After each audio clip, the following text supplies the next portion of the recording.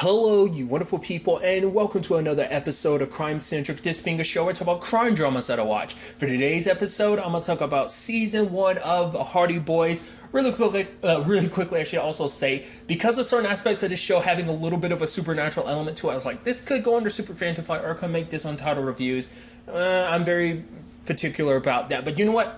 First and foremost, I'm just going to make it a crime-centric crime drama mystery series that it is, so I'll just leave it at that. So there's that out of the way. But really quickly, I'm not going to do a kind of a non-spoiler thing. I'm immediately going to jump into spoilers. So if you have not seen all of season 1, do not listen to this. It's just me, just sharing my thoughts about the, spoiler, wise, sharing all my thoughts about the season. So in general, how I felt about the season, I thought was great. I didn't really know what to kind of really expect. Obviously, I watched the trailer, but multitude of things. One, going into this, I wasn't sure because obviously the aesthetic of it, but I didn't know if this was kind of like a Riverdale thing where like Riverdale has like a very 50s, 60s aesthetic, but obviously it's set modern day. It's just like Riverdale kind of has that aesthetic. Same thing for like Chilling Adventures of Sabrina. But it seems like this is very much more like Stranger Things, where it's like this is set in the 80s and stuff like that. Obviously with everything that they kind of did, mainly using walkie-talkies and stuff like that. So it isn't like an aesthetic. It's like Stranger Things. It's literally a period piece. But so I thought that was just kind of interesting.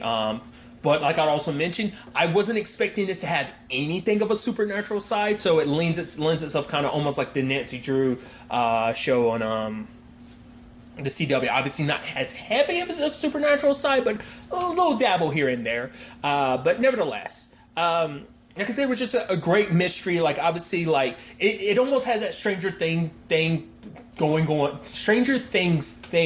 on, where it's almost like other people like because there's stuff in this season where Frank kind of went off and got his own information, and then at other times like him and like Joe would go off and have his information. But whereas Stranger Things, it took a while for everyone to come together to be like, okay, you got this information, I got this information, let's pull it all together.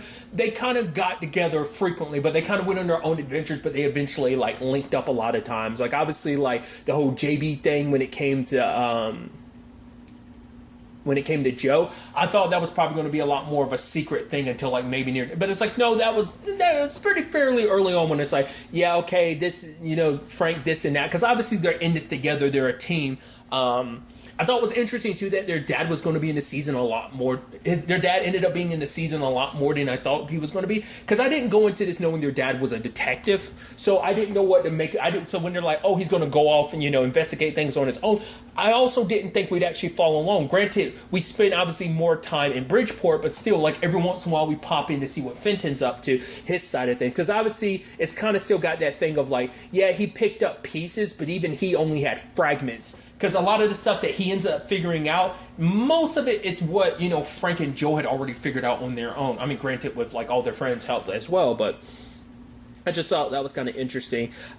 This season also gave you that feeling of, man, I don't know who to trust. I won't lie to you. There's part of me, like when you heard that lady's voice over the phone, the one that was working with the tall man, I kept being like, is that Aunt Trudy's voice? I was like, don't tell me we're going to find out Aunt Trudy can't be trusted, because I just kept being a little suspicious of her. I won't lie to you. Stacy popped up. I was like, oh yeah, Stacy, I don't trust Stacy. Her killing Tall Man, like at first it was like, oh, maybe this just happened, but then like she became too much of a character, because like in the next episode it's like she's like, oh my god, what happened? I'm like, oh, and then she kept popping up. I was like, she's in this too much, and it's like she happens to go to the same school as you. No.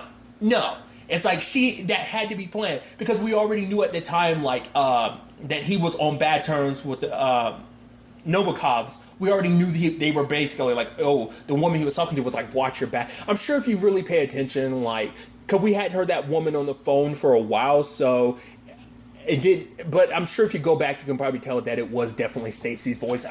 Like I said, I just kept thinking it was Aunt Trudy, but it turned out not to be Aunt Trudy at all. Speaking of Aunt Trudy, I'm going to throw this out there. Was I reading too much into her and Jesse thing? I thought that was like, is that about to be a thing? I was like, I couldn't tell whether just like they're really, really good friends, because I was almost, I mean, they're obviously really, really good friends, but I was also halfway expecting something to happen between them, like a couple type of situation, I just kind of expected that, but it didn't happen. So I was like, I must have definitely been reading too much into it, because I for early on I was like, that's like that's more than a friendship. Like there might be something there, but like I said, I'm probably just reading too much into it. But, I also didn't expect Frank and Joe to end up going to school. I mean, to be fair, they were only supposed to be there in the summer, so I was like, oh yeah, they're just going to be there the summertime, and then like at the end of the investigation, they'll probably go back home, maybe. But no, they ended up staying there long enough to like, obviously the case took long enough for them, not only for the summer to pass, but also for them to actually start the school year and everything. So. But I thought it was really interesting the developments about like what this was all about. First, it was about for one, the whole JB situation. I liked him being like this this thief, kind of with somewhat of a heart of gold, because especially like the bond he kind of created with Joe, I thought was actually kind of because he talked about it a little bit, that he kind of bonds with Joe over the fact is that his mom had died too. So. But there was a little kinship there. I guess because out of anything, they're kind of like the troublemakers a little bit. Because hell, even like Trudy was talking about the fact is that Fenton was kind of more of the troublemaker in their family. So for her, she was extra good because their family needed a good kid, especially with Fenton kind of going off causing them as much trouble as he is, which is kind of interesting considering like obviously he becomes a cop, but that still exists because he's very much I'm going to do my own thing rather than kind of because that was kind of set up at the beginning, and obviously like his kids kind of have that aspect to them as well, where they like Joe and Frank multiple times throughout the season will kind of do stuff on their own, especially Joe, because Frank would be like, don't do that, and Joe would immediately turn around and do it, like going to the mines, trying to get inside under Demon Claw with Biff. Which I also thought was like super adorable, finding out like Biff's like it's like, oh, because when she started her first day, was it like kindergarten or something, she couldn't say Elizabeth, so she said Elizabeth and it stuck, and so she's just she's Biff. I thought that's actually a super adorable nickname. But something I'm actually surprised didn't come into play like I thought it probably would have. I mean, it's just more about his character, and maybe it potentially in the future just could play more of a role, would be the whole thing about Frank playing baseball. I thought that would actually play a role at some point in it, like he's going to need to throw something at somebody and knock them, like say like someone's escaping, he grabs something at them. I legitimately expected that because, they threw the whole thing in about him, being a pitcher and everything, but it never came up. Obviously, it comes up about school stuff, like, oh yeah, you should join like the baseball team and stuff like that. We could use someone with a good arm like you. That's about it. It never came up. It just, once again, I guess it was just kind of like this. It was this thing about his character. It's also something he shared with his mom because his mom was, I think, really into baseball as well. Because obviously she practiced with him, his pitches as we saw at the beginning of the series. I was almost halfway expecting there to be a reveal where it's actually like, oh, his mom isn't actually dead. I should have figured as much. That was pretty legit. Obviously, the funeral and everything. But I think I went into this thinking that their mom had disappeared. I didn't know that she was actually dead. It's like, because I don't think the trailer hints that she actually died. I think it made it seem like maybe she was in trouble investigating something, disappeared, and they are looking into it. But maybe, it's been a while since I saw the trailer, but so maybe there was something in there that lent itself to be like, oh no, like it definitely states that their mom had died. But whatever the case may be, like I said, I'm going into tangent, stuff like that. But obviously, round out, the group of friends, obviously Callie and Chet, which going into this, I didn't, like the moment it's like, oh, he's in a relationship with Emma, I'm like, oh, sadly, that's not going to last. And it eventually doesn't, which is kind of heartbreaking. But immediately I was like, oh, the whole Callie thing. But then I found out Callie and Chet were dating because they expressly said it. I was like, oh, I thought you guys were just a group of friends. I didn't know you two were dating. And obviously that becomes more and more complicated as, like, obviously you can tell, like, there's something there. They have, like, moments, like, obviously she talks about the fact is that, especially had that moment on the Ferris wheel where she ends up talking about her mom, where it's like, oh, her mom up and left when she was little. I also thought it was kind of interesting too, because we got that type of situation. You see it mainly in, like, I feel like cartoons a little bit, where it's like you only see one set of parents. Like the only parents you see in this are obviously Fenton, obviously Aunt Trudy, being the parental role, and Jesse. Those are the only ones. You never meet Chet's parents or Phil's parent. Well, you see his mom in one scene for like 10 seconds. Or Callie, because she talks about her dad, but you never actually meet her dad. So I just thought that was like an interesting little thing. I mean, to be fair, they're not central to the story. I mean, even the parents in Stranger Things don't, other than Mike's parents, they don't, Mike's parents are the only ones that really come up. No one else's parents really pop up in the story, at least that much, So I guess it's not that, I mean, they don't serve a purpose in the story like everyone else's parents kind of do. But nevertheless, like I said, there's just a lot of stuff to go over. I liked how they handled the whole situation with the tall man, making it so you're not really sure who he worked for, because at first you're just kind of like, did Gloria hire him? But then certain conversations make it so that, especially later on when he's like calling Kanika about it, and you're like, okay, so he definitely doesn't work for you. So it's like, did he work for Gloria? But then it was like, no, you find out that the Novikovs, he worked for them. But then it was still just kind of like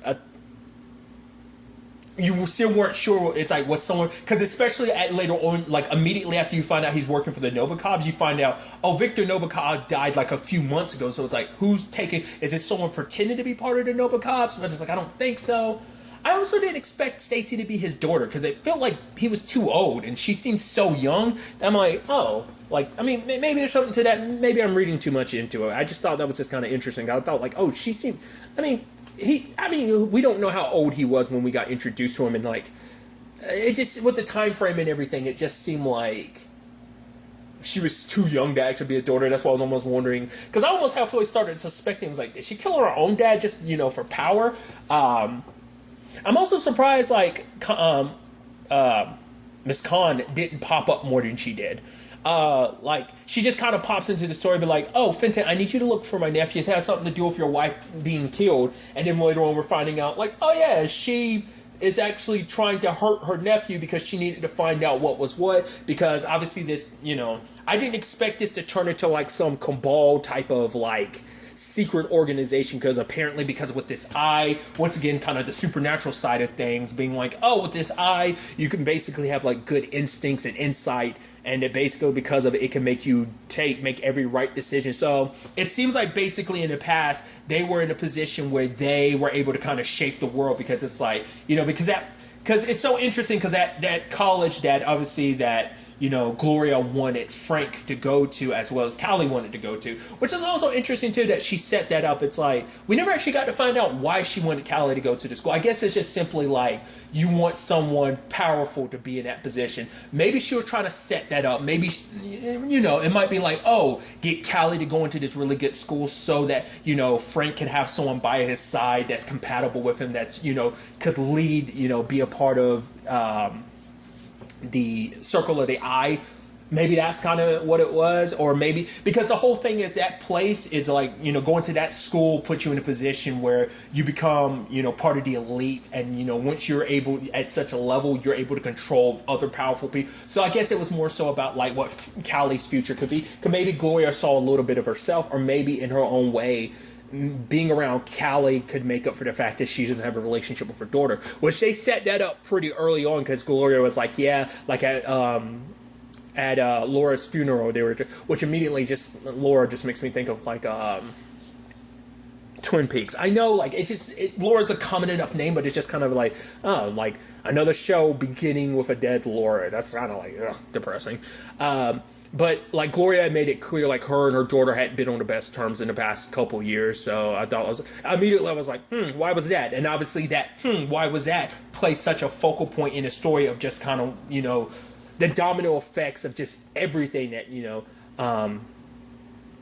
ends up going down, So I just thought that was just, kind of an interesting element that they started off early on. I was also curious, how long it was going to take before, like, Aunt Trudy.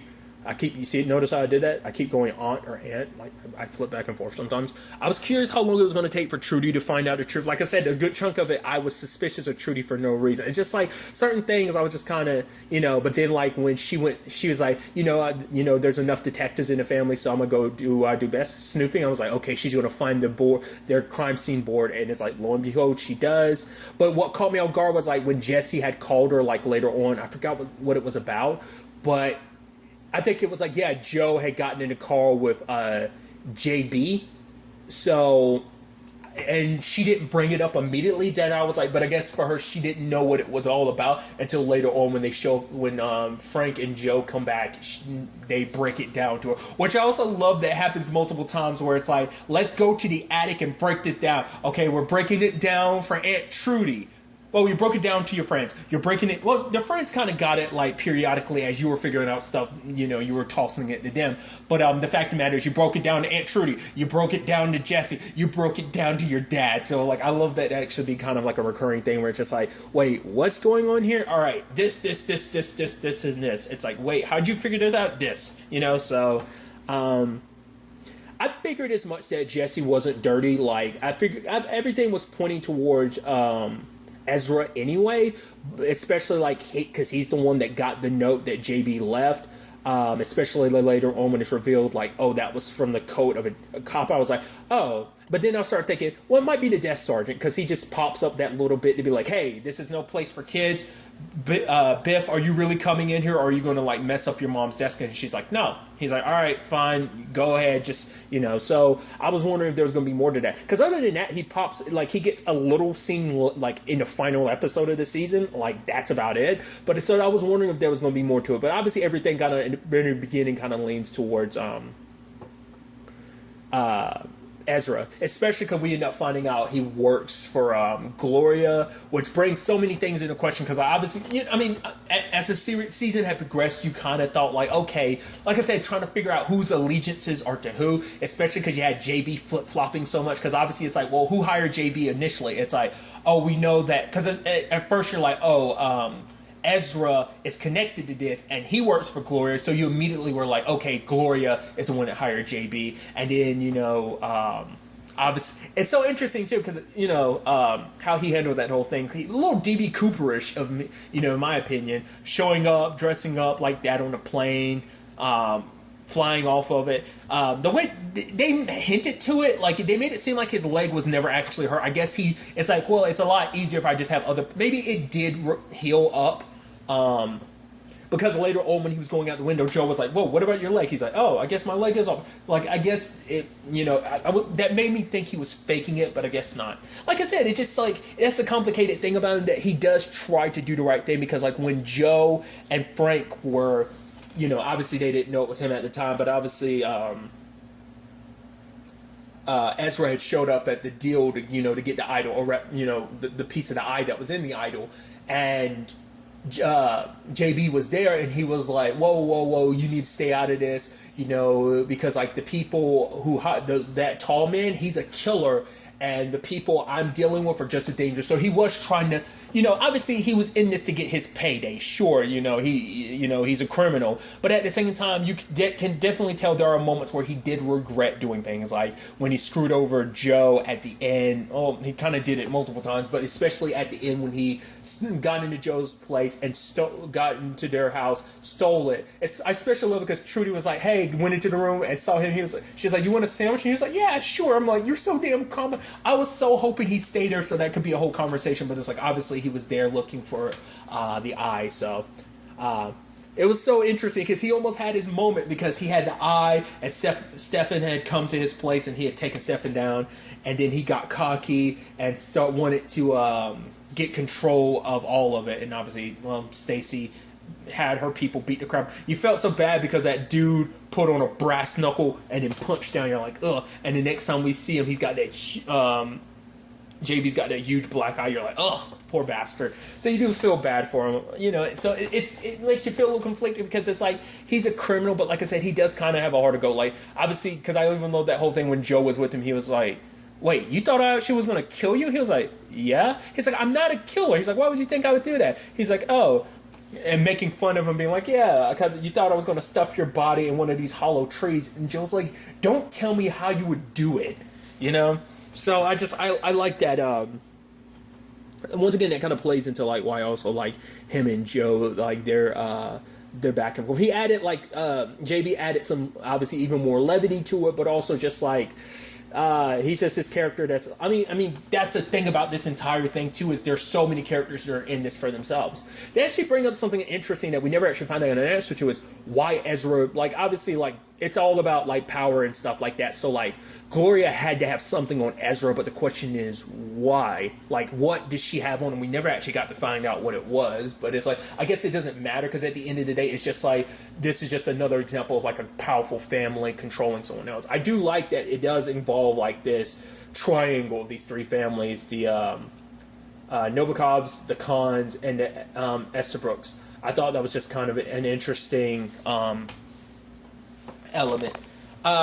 They kind of hint to you early on that Gloria isn't like the best I mean, granted, she kind of admits a lot of her faults about like how she handled a lot of stuff with Laura, but even then, it's like, Frank caught her in so many lies because Callie was like, yeah, you know how your grandma said it was kind of nothing, it was about you, the argument? It's like, no, it was about something else. So your grandma is lying to you. She also made it, when I asked her about it, she was like, oh yeah, that was just some random person. So didn't even acknowledge that was her own daughter she was having a screaming match with. So it's just a lot of that from the beginning kind of set up her grandma to be like, the grandma's like, I don't know, your grandma's suspicious. I mean, there are some things that kind of get brought up that makes, because it seems like she didn't that's the thing. You also have to bring into question everything, because Gloria, when they present it to her, like, yeah, your daughter was murdered. She's like, wait, Laura was murdered? What? So you don't know whether that was real or not, because she brings it up later on to Ezra about, like, you were supposed to be looking into it. It's like, so how is it that my grandkids know more about this situation? They're saying that my daughter was murdered. And then also it's like, oh, what do you want us to do about JB? It's like, well, take care of it. And JB's like, please don't. I know you're going to unhandcuff me so I can run or hit you. And, and it's like, oh, we want you to steal the other, eye that's in town and stuff. So I thought that was kind of that scene. I was like, oh man, this is going to play out just the way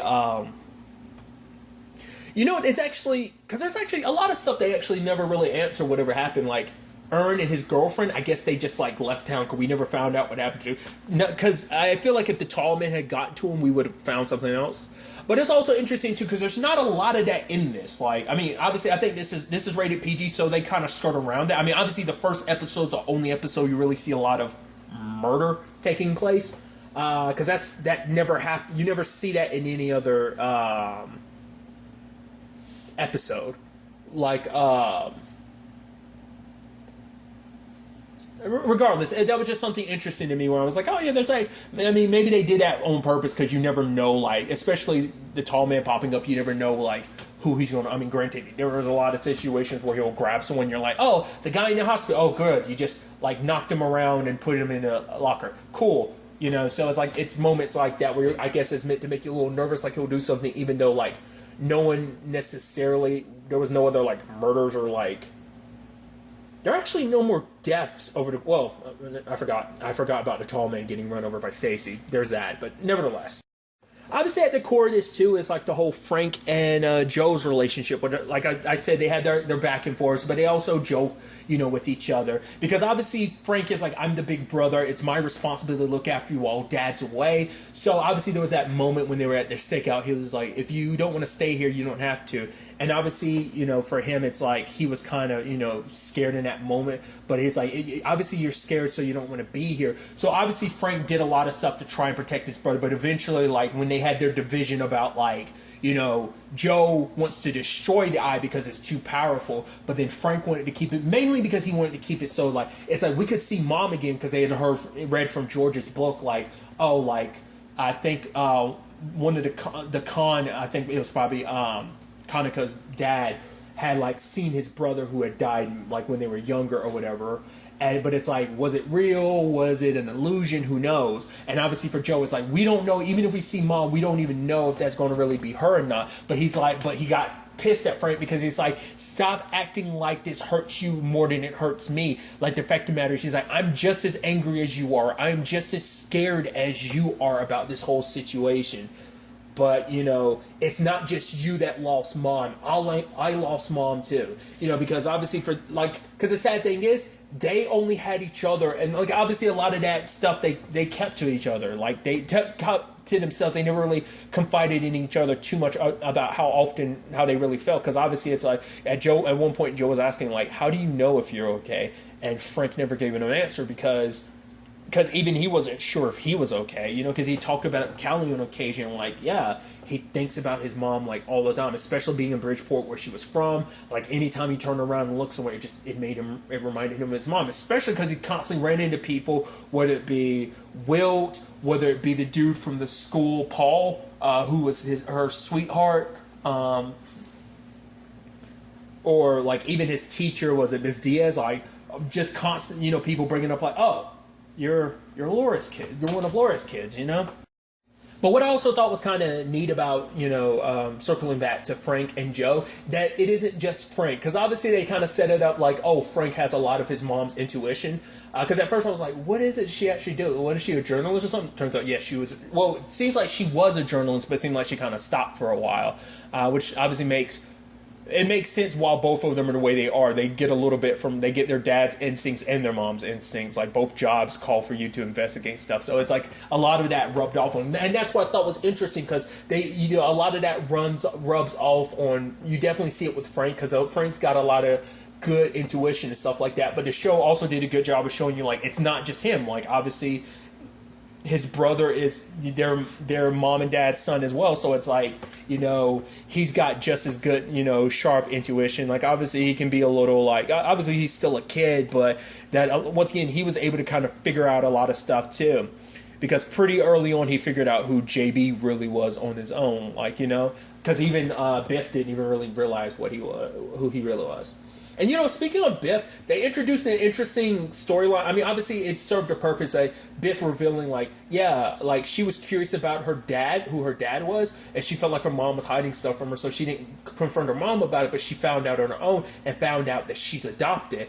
And obviously, I was like, oh, that's so interesting. The whole purpose of that was like, you don't want to go too like, you keep looking for answers about secrets. The fact of the matter is, eventually you're going to find something you don't like. Because obviously for her, it was like, we keep digging and like, obviously, like, things get worse and worse. And like, you trying to find this room on your own to destroy your peace, it's like, things might get worse. But for Joe, he was so determined. He was like, even if things get worse, I'll go down this path if I have to. It's because destroying that piece of the eye was too important. It's too dangerous for anyone to have, which is so interesting. And that's obviously the whole point Biff was making too. Like, you keep falling, because for her, she's like, yeah, the moment I touched it, I kind of felt something, but she's like, I didn't like how it felt, because like everyone else kind of, and maybe that says something, that everyone else kind of like was like, yeah, when they had it, except for her. She was just kind of like, well, she was focused on like not really using it, just being like, I don't like the way this feels. It made me, but she's the only person you really saw really fight the temptation of it, Everyone else kind of got it, was just kind of like, this is so great, this is so amazing,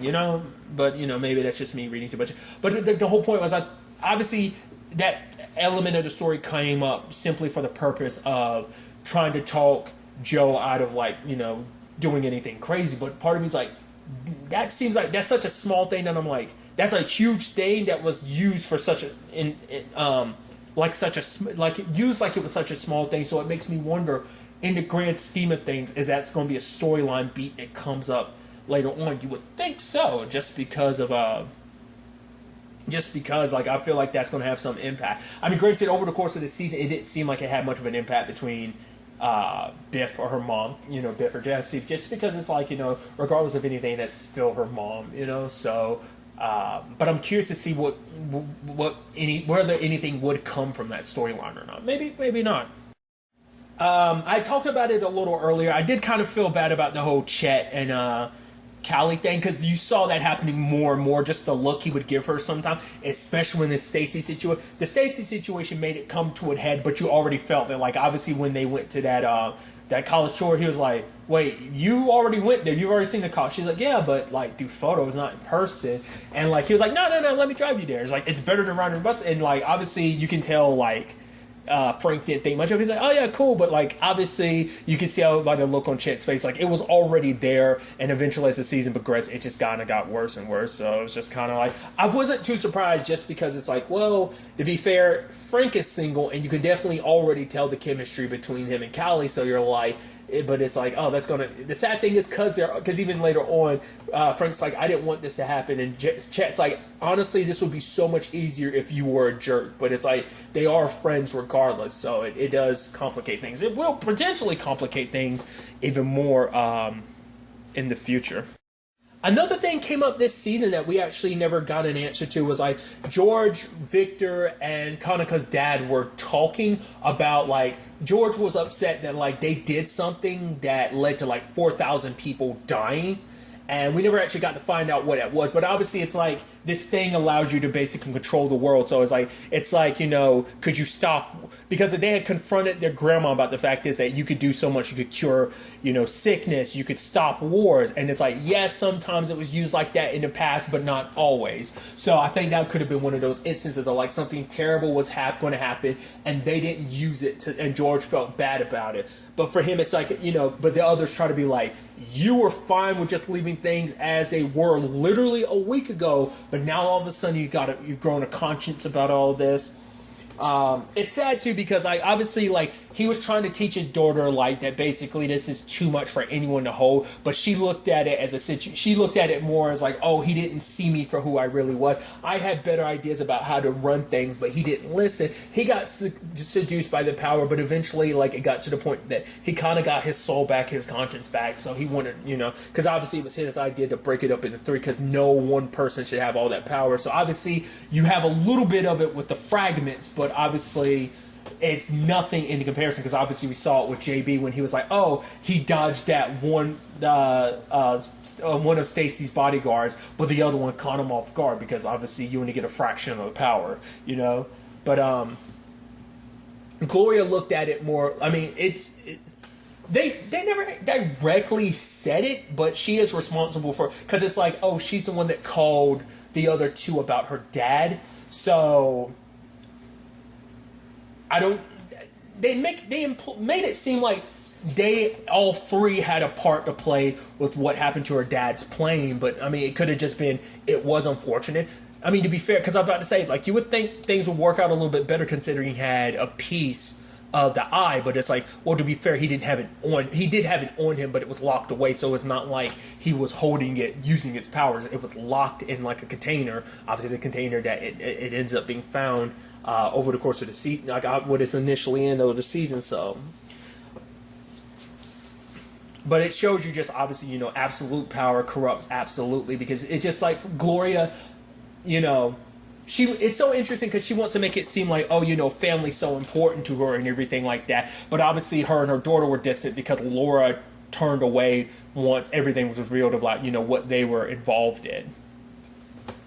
Because we know some ins and outs, because it's so, what I was about to get to is, there was that secretary, obviously, Paul was kind of more regretted about, the school and this secret organization, but that secretary lady seemed like she was a part of it, even though so there's some I guess those are just people who were just, I guess Gloria, that was someone that was kind of tied to Gloria, trying to figure out I'm sure that, because that never came back around who that secretary lady was actually answering to, because she was like, oh, Callie, let me ask you all these questions about Frank. What is Frank really doing here? It's like, oh, you're with Frank, that's when it seemed like she was indirectly connected to this secret organization, because I guess, it's like they have enough power and reach, and I guess obviously that college has connections to that cabal, that organization, the circle, so it makes sense.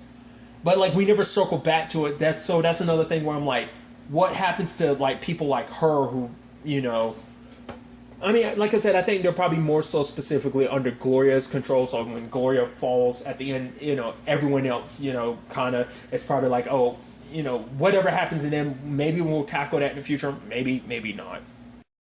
I'm also surprised Phil wasn't a bigger part of this season. Obviously, Phil just comes in every once in a while, does his thing. Obviously, when Joe was pretending to do that whole sailor thing, obviously, Phil was kind of his alibi. Phil was just that person that Joe's reaction to Phil the entire season is, and rolls his eyes. That just because, Phil is so lovable. I even love him and Callie at that moment where it's he's like, we've never really talked like this. She's like, it's not because I don't like you. He's like, why would you say that first? She's like, no, I said that just so you just immediately know how, I just thought that was interesting. And obviously him being the one that figured out, obviously everything with the smoke detectors to kind of create the fake radiation.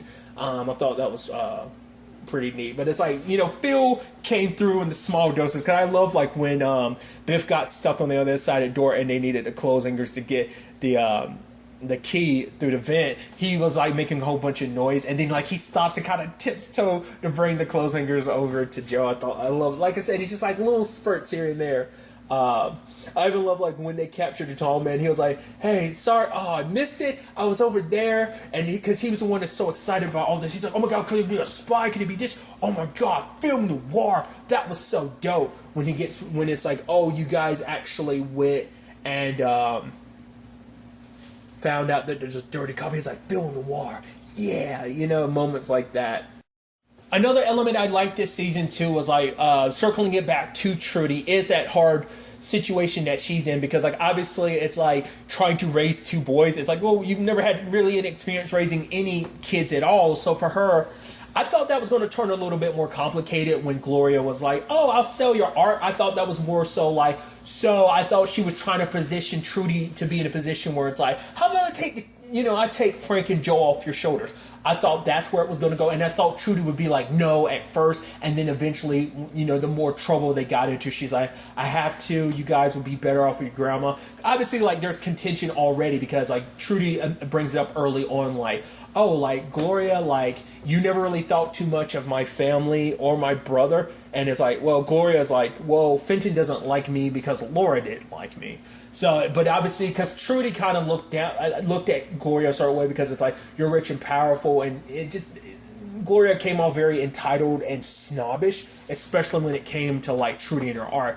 But it was the whole thing of Trudy trying her best, especially she having Jesse tell her like, oh, you need to lay down some rules and stuff like that. Because obviously for her, it's like, she's trying not to, she's their aunt, but she also has to play a little bit of the role of a mom, but she's not trying to play that role because she knows, I can't be here to replace your mom, but it's like, this was kind of thrust on me all at once. But obviously she loves them and cares for them deeply. So she tries to do her best, especially when she finds out what they're mixed up in. She wants to go to the cops, but it's like, well, you can't trust everyone. Well, what about Jessie? But it's like, well, we don't want to tell Jessie anything, because we tell her, then she's going to get mixed up in all of this. And like, obviously people diving too deeply into the truth got our mom killed. We wouldn't want that to happen to anyone else, It is interesting at the end when it's all kind of said and done. Well, for one, that like, as it's most of the season, Gloria's keeping up these pretenses of like she's kind of the good person that she is, when in actuality she isn't. Especially later when it gets revealed, like, oh, she's actually the one that killed Victor.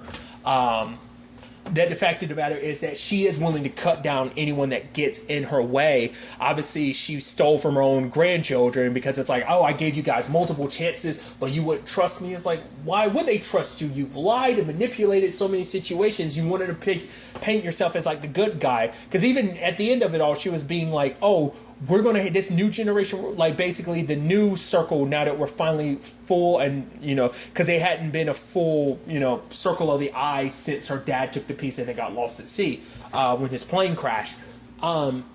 So,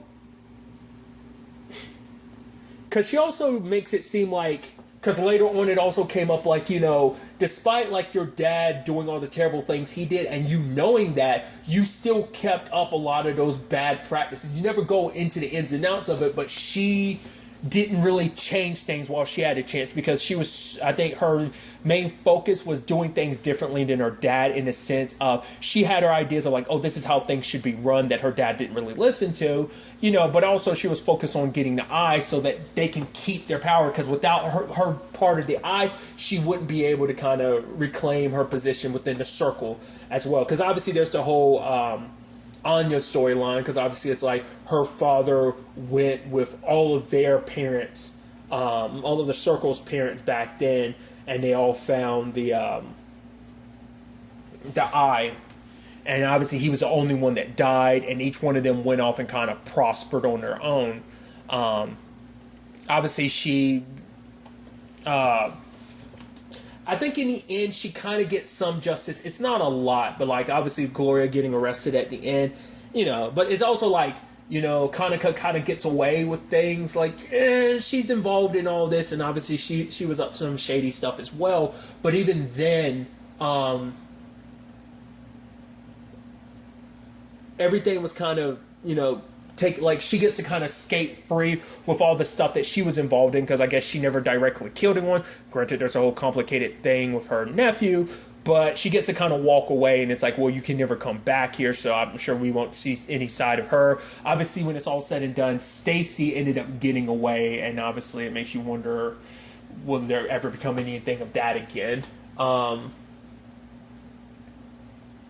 What I thought was interesting too was that line from Gloria when obviously when Frank is able to see the vision and everything, and it's like, I can't protect you. I'm like, I guess she was referencing the other two families. I guess that's what she was referencing, which is so interesting because by that point she had already killed Victor. So I don't think, because none of them knew that he had a daughter, like he had hidden her away from everybody and everything, which is kind of interesting that despite the things they did, obviously when it came to their own families, their own legacies, they put that first and foremost because obviously she was at boarding schools and stuff like that. Like she never really got to know her dad, because well, I kept calling her Stacy. Obviously, like her real name's like, what was it, Anastasia? I've Anastasia because I'm going to butcher that because I always confused Anastasia with the other name. Anastasia is not the same thing as Anastasia.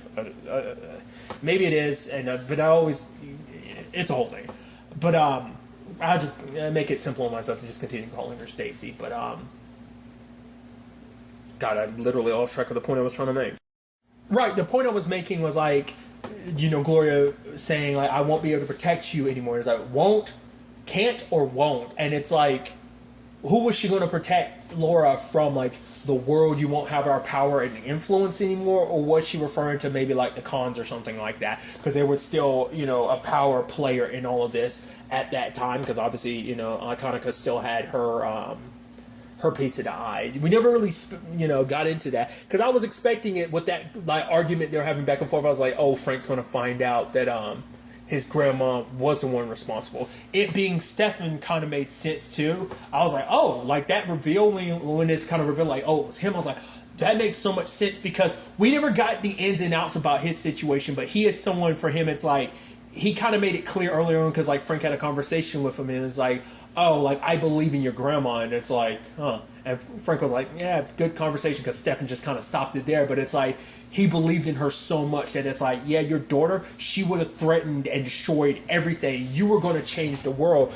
The others, they wasted the power they had, but you were going to do so much good with it, so that was an interesting element and reveal. Like I said, like the supernatural aspect to obviously like has always been there, but it really kicked up in that final part where like Frank ended up touching the complete eye and like sort of floating, everyone got blown back and everything, especially like all that stuff started, like those symbols popped up. I was like, oh, is he about to get like ultimate knowledge? But it's like, it gives you what you want most. And for Frank, it was to see his mom again, but also to find out like, he needed to know, because at that point they still didn't know who actually killed his mom, but now they did.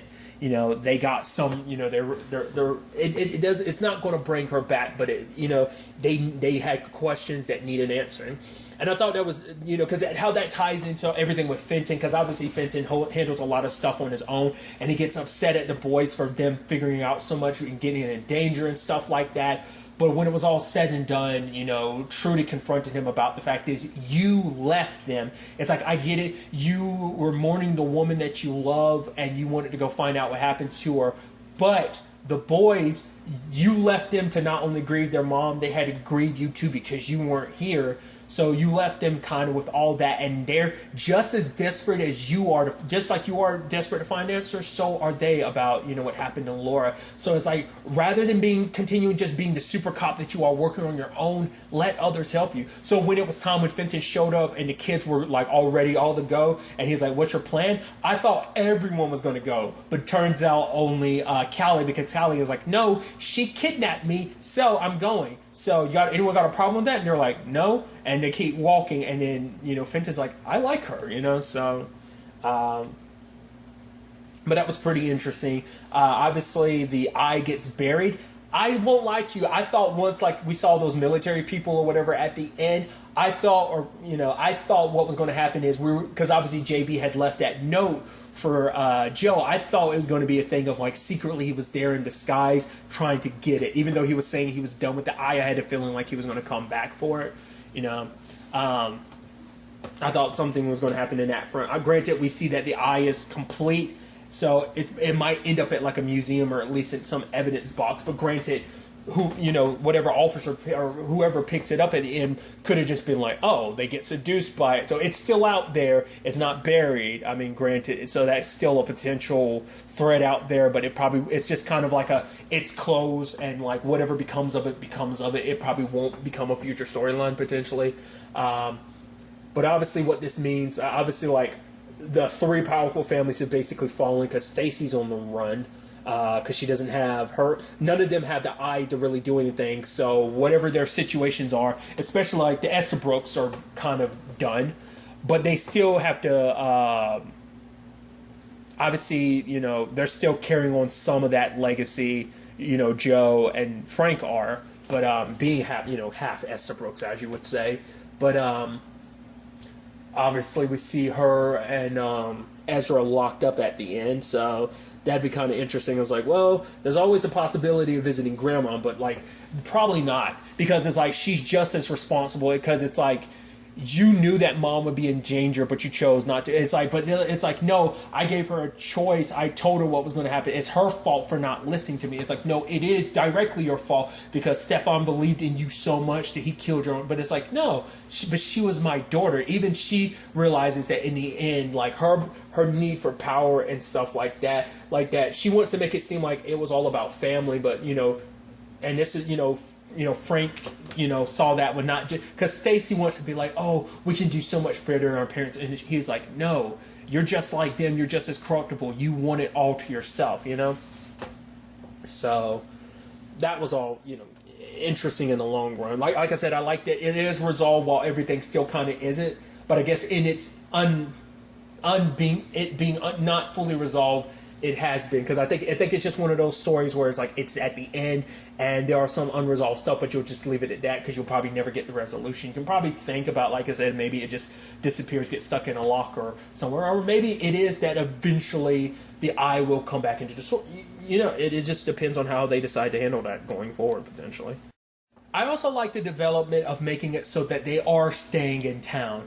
Especially because Trudy was like, oh yeah, I'm going to miss having you guys around, the chaos and everything. But it's like, no, we're going to be staying in Bridgeport for a while. Because I was thinking, like, when it was all said and done, maybe they'd go back home. But, I mean, I'm sure there's kind of not much home. They have their friends and stuff like that. But they've built, a new life here. Because it's like, Frank says at the very end, it's like, we couldn't have done any of this without you. And they're like, yeah, duh, you needed all of our help to get this done. Obviously, him and Callie, like I said, that could be a complicated thing later on with the whole Chet situation, but yeah, like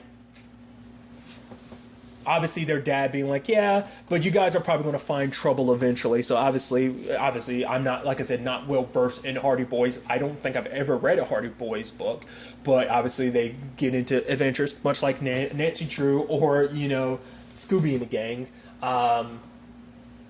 So, it makes you wonder, what the potential next case will be. Will it be something supernatural? Obviously, like, they've unearthed a lot of Bridgeport's secrets this season, but, like, are there going to be even more buried secrets that they end up dealing with potentially in the future?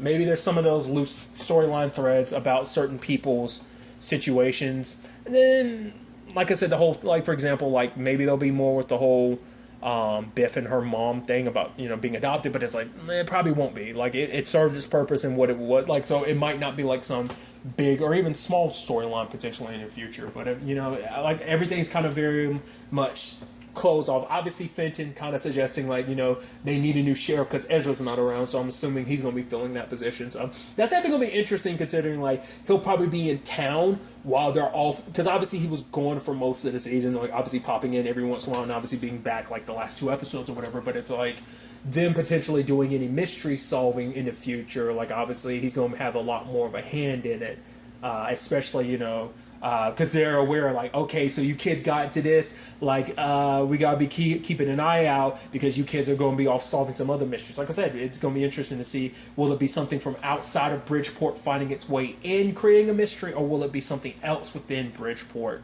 And we'll ultimately have to, wait and see. I think that is interesting because like I said, this is like a secret about Bridgeport that was resolved in one season. So it's not like, I mean, once again, just because one thing gets resolved doesn't, but obviously the What the ripple effects will be later on, we don't know. Like I said, the eye is still out there, but whether that becomes a future problem later on down the road needs to, that's a question that begs to be needs to be God, I don't know what I'm trying to say. We need to wait to see is what I'm trying to say. I'm tired. Sorry. But on top of that, what about JB? He even said that basically at the end of the day, he's like, I'm not good at apologies, and so he's like, so I'm just gonna owe you one. So it's like, obviously he left Joe his radio. So does that mean the last? Probably not the last we've seen of JB, but I'm sure he'd be reluctant to go back to town Bridgeport, considering everything that went down. So, but I'd be curious to kind of see where things would go going forward from here. At the time of me recording this, it hasn't been decided whether or not there's going to be a second season of the Hardy Boys. Obviously, it's Saturday night, almost Sunday morning at the time you're recording this, so usually takes a little while. Obviously depends on network or streaming service or something airing before they'll decide about a renewal status or not. But I'd love to see what they do with the second season, what the mystery would be. Would they lean more into the supernatural side of things? Like I said, I went into this thinking there was not going to be anything supernatural. Turned out there was supernatural stuff, much like Nancy Drew. Like I talked about before, I went into Nancy Drew knowing there was going to be a little bit of a supernatural side, and then I find out oh no, there's a crap ton of supernatural stuff going on. So maybe there'll be more supernatural stuff in a future season, maybe not. Obviously, this is a long-running series of books that they could easily adapt a lot of different stories. So it's just up to I'm sure whatever they whether it comes back or not. Like if it gets a second season, I'd love to see what the next big case would be for Frank and Joe. It's not just them, but obviously they're friends too, because obviously this was a very personal case, so the next case might not be as personal. Maybe like the first episode or two of season 2 could be them taking on smaller cases. They find their way, and it's I guess we're just not that very first case we were a part of, because obviously Phil was super excited about this whole situation, but now it's they kind of get back to normal life, and it's now eventually it leads to a situation in season 2 where they after small stuff here and there, eventually they do get that big case, and it might be more than they can chew on type of situation, much like this case was. We'll see. I'd love to see what a second season would necessarily entail. But really, that's all I'm going to talk about. Till the next time we meet, be happy, be safe, live life to the fullest, and enjoy it. Good day, and goodbye.